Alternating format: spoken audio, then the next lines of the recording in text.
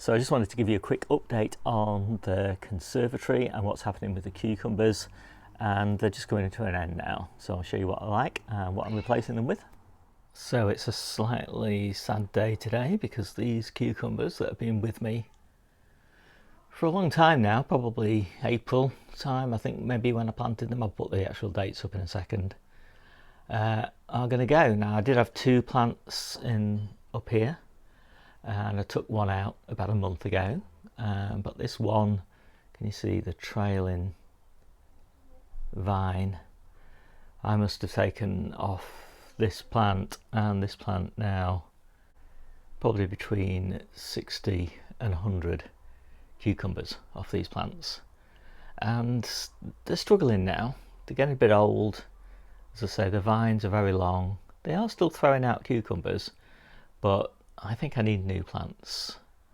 And so about a month ago I started these new plants. There's two in that trough up there, which is going to take that spot there. There's two in that trough up there, and they're going to trail down there over happiness is not a destination, it's a way of life. I've got two plants here, and they're going to take the place of that one plant that's growing up there. And I'm going to need those 6 plants because obviously production is going to wane in the later months. I should imagine we'll be harvesting these in, well, I should think about late September, no, well, definitely October, early October. And that's just exactly the time, if I get my timings right, that the ones in the polytunnel will just be finishing. So we'll have had a nice continuity of cucumbers from about May through to about November, which I think is pretty good going. Right, let me get these dates right for you because I was all over the place. So basically the ones that were growing vertically were Lytham, and I sowed those actually on the 14th of January.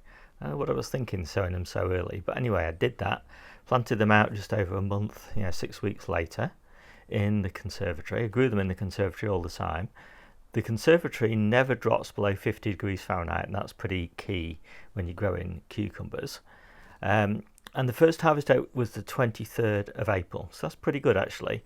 So that's really, I suppose, why I was sowing them quite so early. But I think I could probably got them similar if I'd have started them in February. So that was Lytham, a really lovely cucumber, but it's kind of a little bit drier than Party Time. Now I like the dry ones, but everybody else in the family likes Party Time more because it's a little bit juicier.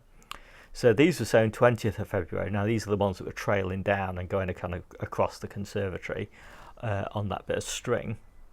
So they were sown 20th February, planted out 4th of March, and the first harvest date for those was the 5th of May. So that's still pretty reasonable. And yeah, they didn't get any grow light, kind of cast off light, but they're up high in the conservatory, so they did get quite a decent amount of light.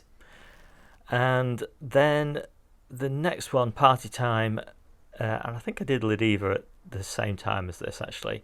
These went out in the polytunnel, and I sowed those on the 1st of May. They went out 31st of May, and the first harvest 13th of July. So that was quite late. I don't put them out early because I've got so many cucumbers in the conservatory, and that just lets me put them out well after there's any risk of frost has passed. And then these are the ones that I've just been planting out today. So these were sown 5th of August, planted out on the 27th of August, and they've just been put into their final containers just now, and that is the 10th of September. And I don't know when the first harvest will be, but I suspect it's only going to be about 3 weeks away. And as I said, that is about right because that's October time, and that's when the ones outside in the polytunnel will be finishing. And I just stress again, these are going to grow until light levels drop below a sustainable rate, which tends to be sometime in November. But we do keep this conservatory above 50 degrees, and that's not very difficult. It's sort of naturally almost at that point. We just add a tiny amount, costs us about 10p a day, to just increase the temperature just a little bit, beyond its natural temperature, and that means I can grow all sorts of goodies in here over winter. About November, which I think is pretty good going, and by then, to be honest, we're sick of the sight of cucumbers, but by the time May comes around again, we're really keen to get cucumbers again. So yeah, I'm really excited really to get these new plants in. I just love being surrounded by all my greenery in the conservatory, especially when I'm the cat's going crazy, especially when I'm sitting in there on sort of rainy, windy days in autumn and winter, when I just want to be outside, but actually the weather's not good enough. But because I've got my grow lights in there, the environment is really bright and sunny, and that's the kind of feel of the place. And I open the windows and the doors and get loads of fresh air in there. And as I say, I'm surrounded by all my seedlings and some of my plants like the cucumbers and little tomatoes and things like that.